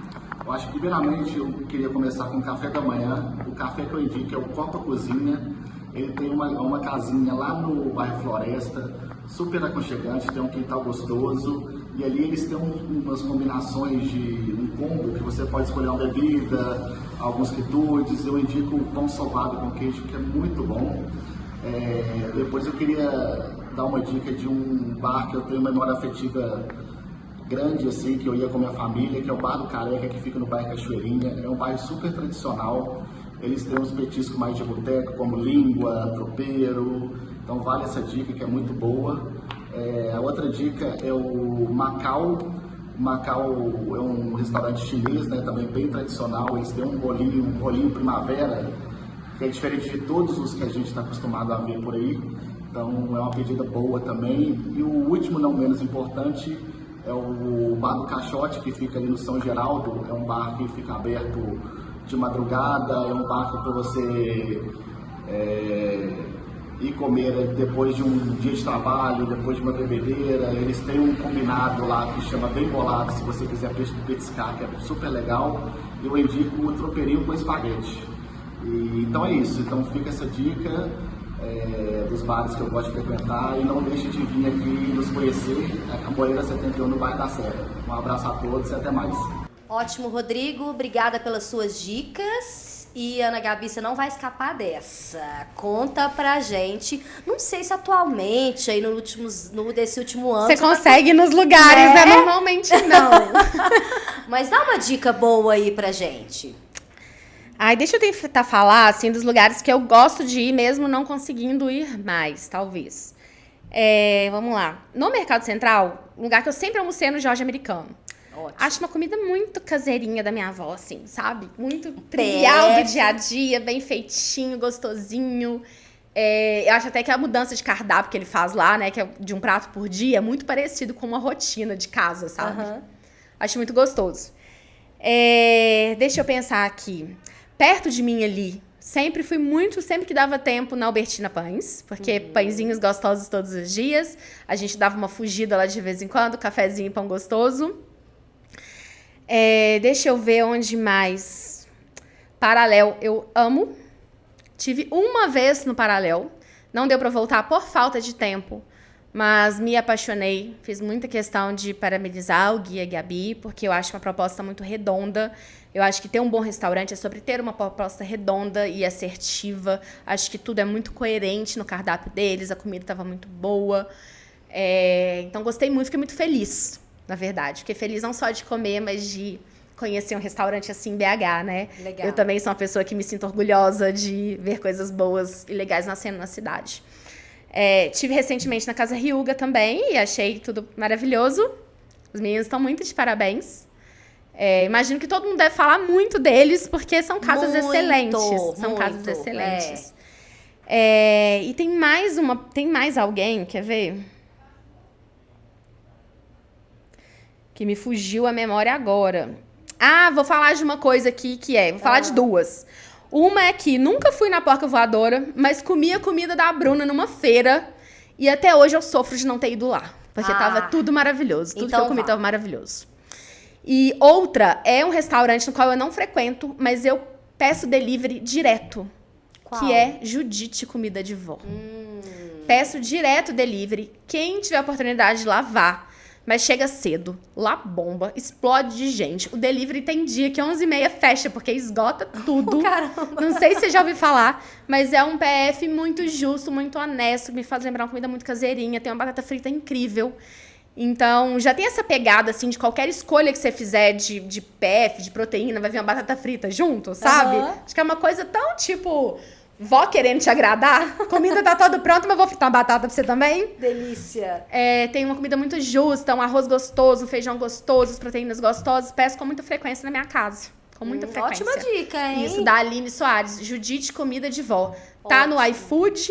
Ela tem 2 pontos físicos, que eu nunca tive a oportunidade de ir por falta de tempo, mas amo e indico pra todo mundo. Pra mim, melhor PF de Belo Horizonte. Ótimo. Pra quem não tá rodando, você deu dicas maravilhosas. Olha só, tá vendo? Gente. Anotem aí, hein? Agora vamos falar, então, das casas novas, dessa expansão do 31, né? Que virou um grupo, assim, digamos, né? Com a chegada do Café o Broa. Sim. E do bar o Coreto. Desde o início, lá 1 ano atrás, vocês já tinham essa ideia de que abririam essas outras 2 operações, Já né? tinha, né? A gente assumiu a gestão do todo o serviço de A&B que acontece ali dentro do prédio, né? Do Tribe. Mas, inicialmente, talvez o bar que fica no terraço seria um braço do 31, um bar do 31, e a cafeteria seria um café do 31. E aí a gente começou a considerar que comercialmente fazia muito sentido serem marcas diferentes. E aí eu comecei a desenhar as propostas, os conceitos diferentes, com identidade diferente. E... Aliás, deixa eu fazer só uma pausa, Claro. porque eu acho que é muito bom exaltar os nomes. Eu acho Sim. os nomes maravilhosos. Sim. 31, pra quem não sacou, é o nosso DDD 31. É o DDD, né, região gente? da melhor comida do mundo. Olha isso, é muito maravilhoso. Muito maravilhoso. Tem gente que não pega de primeira, mas a gente gosta dessa dúvida que fica no ar também, de ter as pessoas conversando. Sim. Eu não sei se em todo lugar é assim, Celina, mas eu acho em Minas é muito comum a gente usar 31 pra identificar Minas. Mesmo sem falar de operadores de ligação. Memes na internet citam 31 como frequência. Eles perguntam assim, veja essa imagem e adivinha o DDD. Tem vários memes assim, entendeu? Que é tipo uma pessoa com uma travessa gigante, pão de queijo, sabe? Então eu acho que o DDD 31, ele é muito simbólico desse universo no qual a gente se orgulha de ser Minas Gerais. Então veio o 31 que a gente decidiu aí junto com a equipe do Caleb deixar ele escrito por extenso, tudo junto. Eu acho que tem uma sonoridade 31, que é uma coisa meio como se tivesse vindo do latim. Como se tivesse Verdade. algo a dizer, como se tivesse mais a contar, como se tivesse uma história, sabe? Acho que traz uma profundidade. Sim. Apesar de ser um pouco difícil de ler de primeira. Mas depois Mas que você eu gosto põe- dessa sonoridade, a gente apostou muito nisso. E aí, quando veio a coisa da cafeteria, quando a gente começou a desenhar a primeira cafeteria, eu comecei a pensar o que eu queria, sabe? Muito pensando no meu universo, o que eu espero de café. E aí, pra mim, o café tem cheiro de broa, eles vêm juntos. Na minha vida, eles sempre vieram juntos na minha casa, né? Sempre assou algo de milho junto com o café. Então, achei que fazia muito sentido, pensando também que em BH a gente tem hoje excelentes e muitas cafeterias de café especial, muitas. Eu acho que o mercado mudou muito pro café, as pessoas consomem muito mais café especial. O que é maravilhoso, porque todas as cafeterias são muitas e todas estão cheias todos os dias. Isso é lindo de ver. Mas eu queria que esse universo, forma de tomar cafezinho, estivesse mais presente lá, apesar de ser um ambiente mais descolado, de um design mais arrojado. Mas eu queria que a proposta gastronômica fosse o café com broa. E aí veio o nome broa para representar Muito o cardápio, que tem bom. 3 broas, mais uma pamonha. E temos é que falar isso. do Tostex de pamonha. E tem que falar do Tostex de pamonha, que é um caso à parte. Que preciosidade que é isso. Ele é precioso. Como é que você inventou isso? Me Na explica. verdade, ele é um presente da avó do Manu. Olha! Porque foi assim, quando a gente começou a pensar nele, o Manu falou assim, minha avó faz uma pamonha assada, salgada. Eu falei, acho que tem tudo a ver. Aí eu já empolguei, eu já falei, já sei, a gente assa um tabuleiro fininho, aí a gente corta 2 tabletes, vai ser como se fosse 2 pães, a gente recheia e coloca na sanduicheira. Gente, que ideia E eu genial. empolguei muito. A treta foi pra fazer a receita, pra desembolar, né? Porque a gente teve que desenvolver a receita, porque o Manu foi entrar em contato com a avó dele, ligar pra pegar a receita, e a receita de Minas Gerais, você sabe como é que é, né? Vó, qual que é o tanto que coloca de queijo? O tanto que precisar, gente. Um copo. Quantidade de milho, um prato de milho. Que prato, né? Coisas de avós muito especiais de Minas, né? E aí, o Manu trouxe pra gente essa receita aí que a gente desenvolveu juntos, chegamos num resultado muito legal. E virou o Tostex de pamonha, que a gente faz ele recheado com bacon, com queijo Minas artesanal e com pasta de tomate seco. Que o tomate seco a gente compra de Carmópolis, a Nike faz. Esse tomate seco chegou lá no início pra gente, no 31, pra experimentar. Eu falei, bom, não tem nada a ver com 31, tomate seco.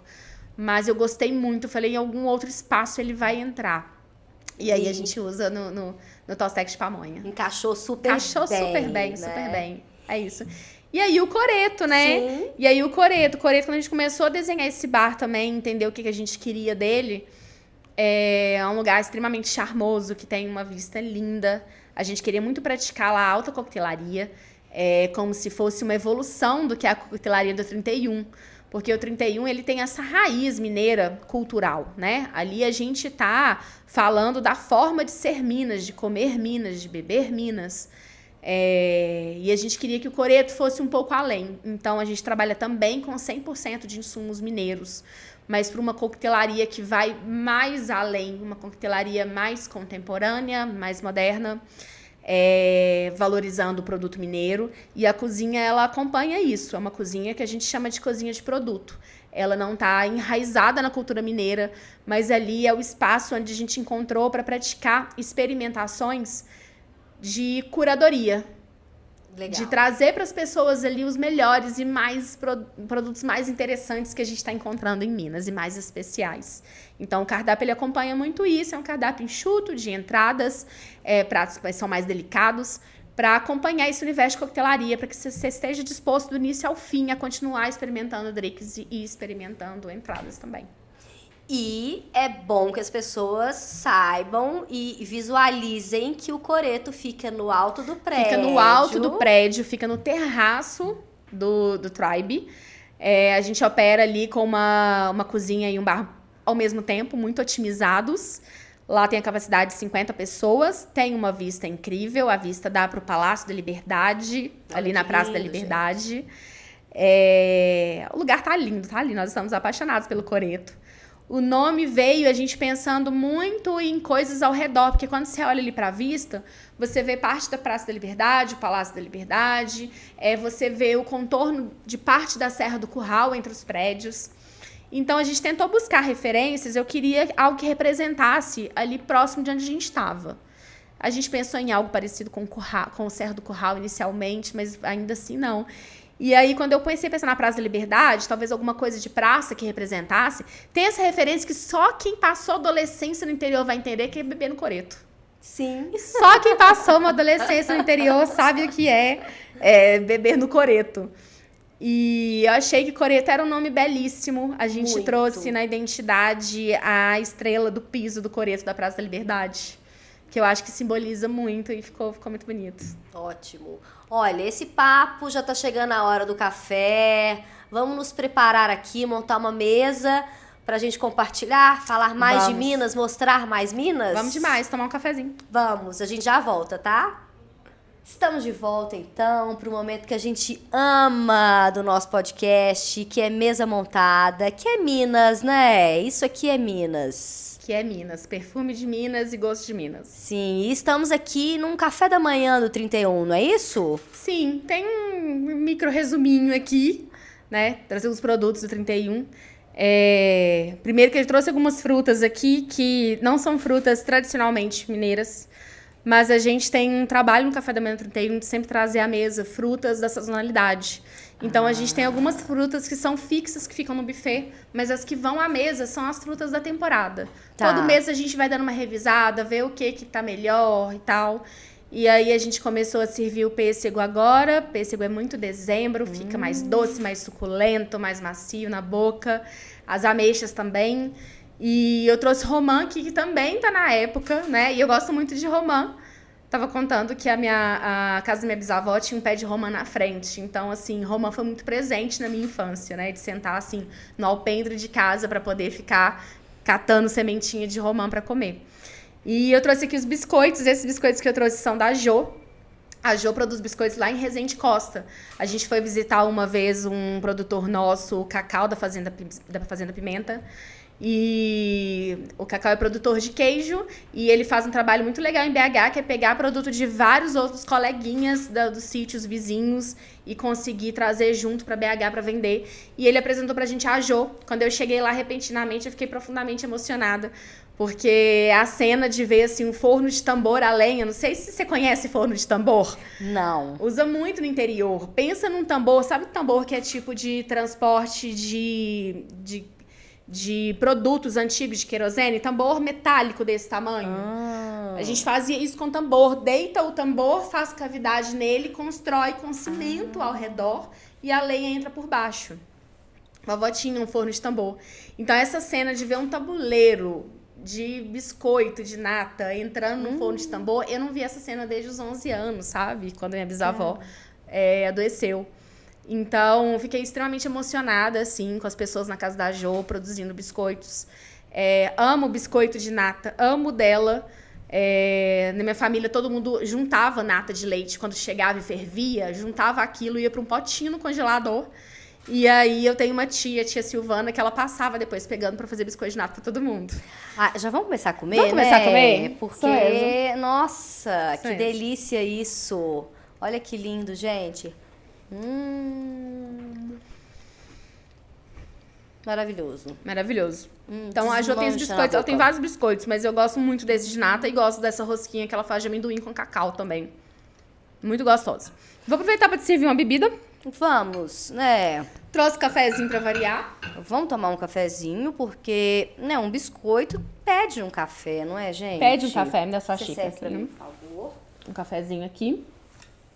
E o café do café da manhã é também uma seleção de cafés mineiros especiais? Como é que Também é? são. Hoje a gente trabalha em parceria com a Academia do Café.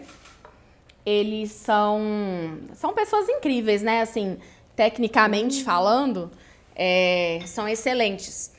E eles fazem pra gente um trabalho que é de curadoria do café, de seleção, de torra. Pra mim é muito importante ter essa torrefação perto da gente pra garantir um café fresco.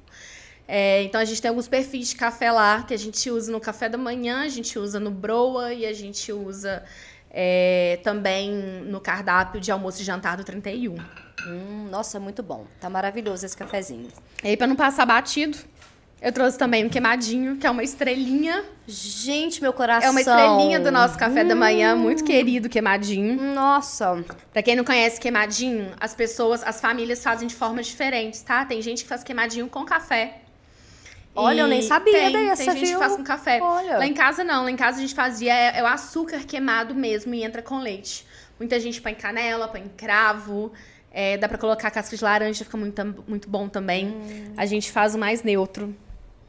Nossa, gente, me lembra muito infância, porque a minha avó do interior também, ela fazia, e era um momento assim, porque criança não pode tomar café e tal, então o queimadinho era a coisa que a gente tomava e nossa, Eu acho que queimadinho é muito sobre cuidado, sabe? Ele entrega muito, assim, do comportamento de hospitalidade mineira. Tem uma coisa que eu nunca esqueci, que foi na adolescência. Eu lembro de receber uns amigos em casa que estudavam comigo. Eles moravam em cidade vizinha, Vespasiano, São José da Lapa e Confins. E aí esses amigos, eles foram pra Pedro Leopoldo e iam dormir lá em casa. Eles estavam indo pra uma festa em Pedro Leopoldo. E eu nem ia pra festa porque eu adoeci no dia, fiquei mal. E eu falei, não, vocês vão pra festa e dormem aqui em casa assim mesmo. Minha mãe falou, não, os meninos não vão perder a festa porque vocês ficam doentes. Desde menino pra festa, entendeu? Só bater no portão aqui de madrugada que eu abro pra vocês. E aí os meninos chegaram muito, assim, muito chapadinhos, assim. Tinham tomado, acho que, vinho na festa. Era tipo festa do rodeio. Tinham tomado vinho e cachaça e tudo a noite toda. Isso na adolescência. E aí eu lembro, assim, da gente de madrugada, minha mãe abrindo a porta pra eles, colocando todo mundo na cama, assim. E falou assim, não vai dormir não que eu vou trazer um queimadinho. E a minha mãe foi de madrugada fazer um queimadinho, colocar caneca de queimadinho. Ela falou, toma queimadinho, vocês vão acordar melhor, dá uma sustância, nutre, pra vocês acordar dormir com o peito quente. Então, assim, eu acho que o queimadinho tá muito ao redor disso. Quando você faz o queimadinho, você quer muito agradar alguém, sabe? Você quer muito cuidar de alguém.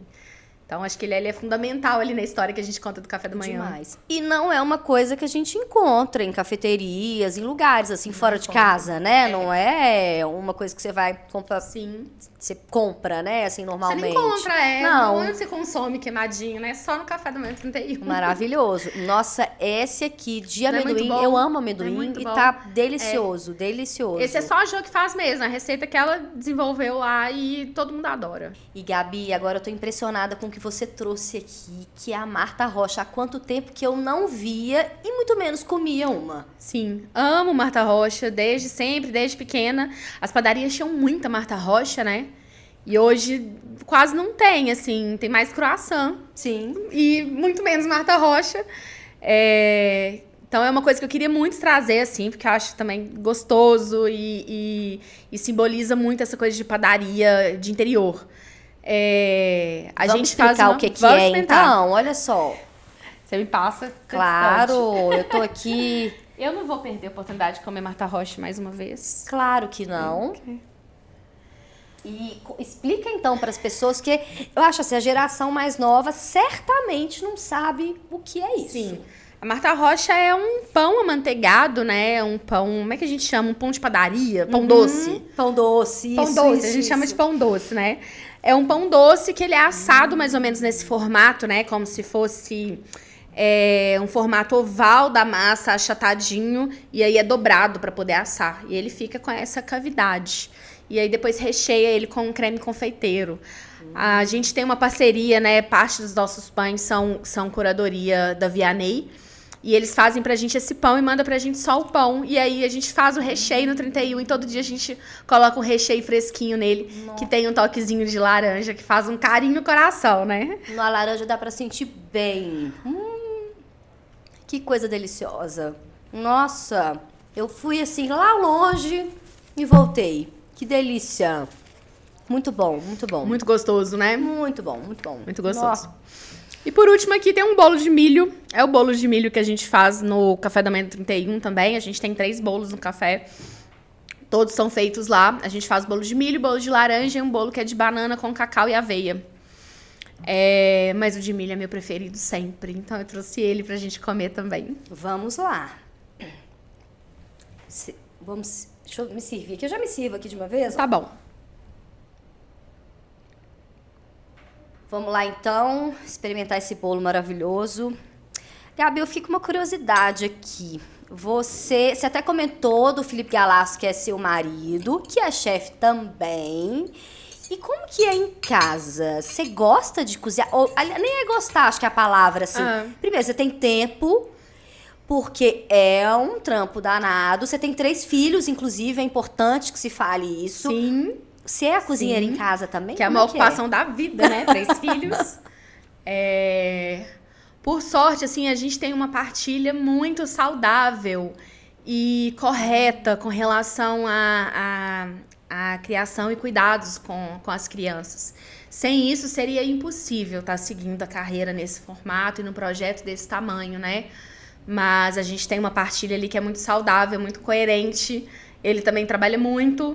E a gente consegue, e aí vai girando os pratinhos e vai segurando a onda. Eu amo cozinhar em casa, amo, mas hoje não dá muito tempo, né? Não é à toa que eu tô recomendando Judite cozinhar comida de vó. O delivery para deles. almoço. Não dá muito tempo hoje. Uma coisa que eu tento me manter assim conectada com as crianças é com o lanche da escola. É uma coisa importante pra mim. Eu sinto que eu tô um pouco conectada com a alimentação delas, sabe? Em preparar o lanche. Então é uma coisa cansativa, às vezes chego em casa muito tarde, ainda tem que fazer o lanche deles, porque os mais velhos vão pra escola às 6 da manhã. Mas é algo que me mantém mais conectada com isso, porque a coisa do alimentar é muito importante pra mim, na minha relação com eles, sabe? Com certeza. Devido à tamanha importância que eu dou à comida, né, e à alimentação. Então, eu gosto muito de fazer bolo em casa, gosto muito de preparar lanches que ficam pra semana toda, assim. Bolos principalmente, eles amam e eu gosto de fazer bolo também, eu sou boleira, assim. E esse bolo, gente, tá maravilhoso. Você sente o milho de um jeito que é impressionante, assim.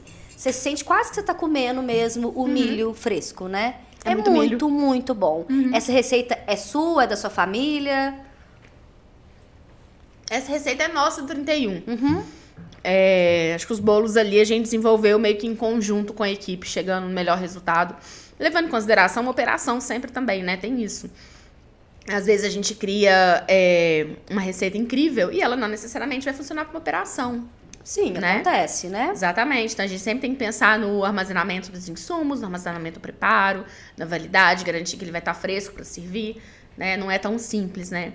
Se fosse eu lá fazendo bolinho todo dia seria maravilhoso, né? Mas é uma equipe com muita demanda. Então, acaba que muitas coisas a gente chega juntos, assim, no resultado final, para garantir que vai funcionar na operação como um todo. Ótimo. E nesse 1 ano de 31, que vocês completaram agora recente, né? A gente pode dizer que vocês já fizeram muito pela cidade, assim, vocês têm pouco tempo, mas vocês já fizeram muito, vocês já se tornaram relevantes, importantes, significativos e que são realmente um lugar de valorização da nossa cultura, da nossa cozinha, né? E como que é para você tocar esse projeto e estar nesse lugar que eu imagino que deve ser de extrema responsabilidade mesmo, ser esse lugar de ser representar Minas Gerais dessa forma. E a gente está falando de um restaurante que fica dentro de um hotel, que recebe muitos turistas e que, portanto, muita gente de fora vai conhecer Minas através do olhar de vocês, através da comida de vocês. Como que é isso para você, assim, estar nesse lugar hoje, que eu diria que eu acho que é muita responsabilidade, mas também imagino muita satisfação, né? Sim. O mais interessante, você falando do turismo, é que, assim, o restaurante abriu faz um ano, né? Fizemos um ano agora, no dia 2 de dezembro. E o hotel tá com o segundo mês de operação. O mais interessante é que o turismo, ele chegou pra gente muito antes do hotel acontecer. Antes disso, a gente já via uma movimentação forte ali de pessoas que sempre que elas recebiam clientes, nós sempre recebiam pessoas de fora, elas levam ao 31. E eu gosto muito de uma coisa que elas fazem, que é de citar o Chapuri no salão. Ah, que legal. De sempre dizer assim, a gente amou que o 31 nasceu, porque a gente sempre leva as pessoas no Chapuri e é muito bom ter mais uma opção e as pessoas viverem essas duas experiências. Isso é tão grandioso pra gente. Muito. A gente sentir, assim, clientes... porque a gente fica pensando, poxa, quem é a gente perto do Chapuri, sabe? Com essa história desse tamanho que eles carregam, com essa embaixada mineira que o Chapuri representa com o trabalho, né, da Dona Nelce, com o trabalho do Flavinho, agora dando sequência nisso, de um jeito tão incrível. Então, assim, ver o público tratando a gente com o mesmo carinho, porque eu acho que é sobre o carinho, não é sobre colocar no mesmo lugar, não é. Mas ver o público tratando a gente com o mesmo carinho que trata o Chapuri, com o mesmo sentimento de quando eu recebo alguém querido de fora, eu quero apresentar Minas Gerais no Chapuri, no 31. Que legal. Deixa a gente muito feliz. E eu não sei se a gente já fez, assim, tanta diferença na cidade. Acho que a gente está começando ainda. Acho que o trabalho ainda é muito novo. Na minha cabeça, o restaurante ainda é um bebezinho. Mas eu acho que a gente fez diferença na vida, no trabalho, assim, e na vida de muita gente que trabalha com a gente. Tá. E isso é muito relevante. Acho que desde o primeiro dia, quando as pessoas começaram a entender a proposta, acho que para a equipe de sala, por exemplo, foi muito gratificante poder trabalhar com um produto que eles gostam, que eles reconhecem, sabe? A gente recebeu uma leva, assim, de garçons, por exemplo, que trabalhavam já há muitos anos em restaurante de comida internacional e meio que nunca tiveram apreço exatamente pelos pratos, sabe? Nunca tiveram apreço pelo risoto, pelo camarão. E aí, quando eles se encontraram naquele lugar que eles vendiam uma comida que eles gostavam, o brilho no olhar mudou, né? Faz toda a diferença, Faz toda a né? diferença. A minha equipe de bar e a equipe de cozinha e o escritório compartilham desse mesmo sentimento. De vez ou outra se sentir, assim, agradecido, porque nós estamos falando e executando quem nós somos. Então, isso é muito gratificante pra gente, além da gente ter uma dedicação muito grande em tentar proporcionar condições para que a gente seja uma empresa boa de se trabalhar, para que as pessoas verdadeiramente queiram estar lá. Então, é um trabalho de longo prazo, um trabalho demorado, um trabalho que demanda muita dedicação.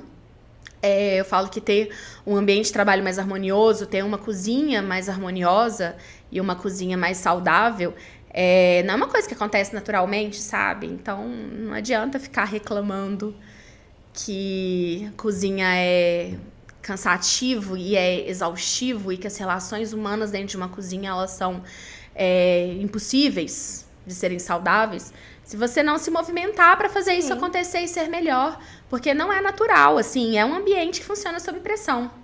Então, as pessoas, quando elas sofrem certos tipos de pressão, elas vão ter que lidar com sentimentos também que são complicados. A vida pessoal acaba se misturando com a vida profissional. Muito. E é nosso papel também, meu e o papel das nossas lideranças, tentar garantir que essa pessoa seja acolhida.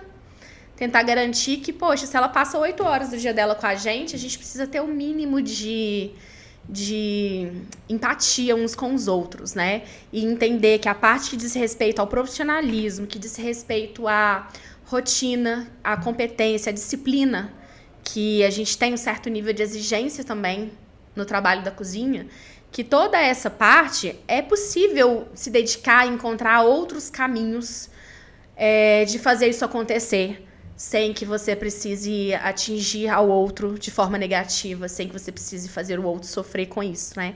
Porque se a gente consegue encontrar outra forma para essa pessoa crescer, ela cresce com a gente. Sim. Né? Ela cresce com a gente. Então, é muito melhor eu me dedicar a verdadeiramente ensinar alguém. E vai me dar 10 vezes mais trabalho, mas eu vou ter uma pessoa no final, assim, que tem muito mais chance de fazer bem feito e fazer com alegria, e fazer com satisfação, né? Então, a gente faz esse trabalho aí, que é um trabalho difícil, demorado. Tem muito mérito do Manu também, ele comprou essa ideia comigo de fazer uma cozinha diferente de todas as outras nas quais nós já estivemos, para que a gente pudesse ser feliz e fazer as pessoas crescerem com a gente. Sim, e bom vocês mostrarem que isso tudo é possível, né? Sim, sim. Dá trabalho. É isso que não dá pra esquecer. O que não dá trabalho, mas o que não dá trabalho, né? Conquistações dá trabalho, né, Celina? Sim, com certeza. E 2026 vem aí. O que a gente pode esperar? Vem mais operação? O que vocês estão planejando pra gente? Eita, tem muita coisa. Tem muita coisa que tá em processo de planejamento ainda. O Broa, em breve, a gente quer que o Broa cresça devagarzinho no delivery. Ah, que legal. A gente quer poder aproximar as pessoas do Broa de outras formas, porque eu acho que esse café e Broa é o princípio ali que nos move de um hábito cultural ali. Então, a gente vai encontrar caminhos para fazer com que o Broa faça mais parte da vida cotidiana das pessoas. Muito além da possibilidade de ir ali no nosso endereço da Rua da Bahia, 2200. Ai, que ótimo! Feliz de saber, viu? É isso. E aí o Coreto agora está em plena operação. A gente vai abrir uma agenda de eventos lá, porque é um espaço onde a gente quer muito trabalhar eventos. A gente quer muito que as pessoas tenham outras possibilidades de viver o Coreto, além do funcionamento convencional. Porque a vista é linda, então, assim, aproveitar também aquele ambiente na parte da manhã, na parte da tarde, nos horários que a gente não funciona, também é muito favorável. Sim. Então, a gente vai começar a operar esses eventos lá.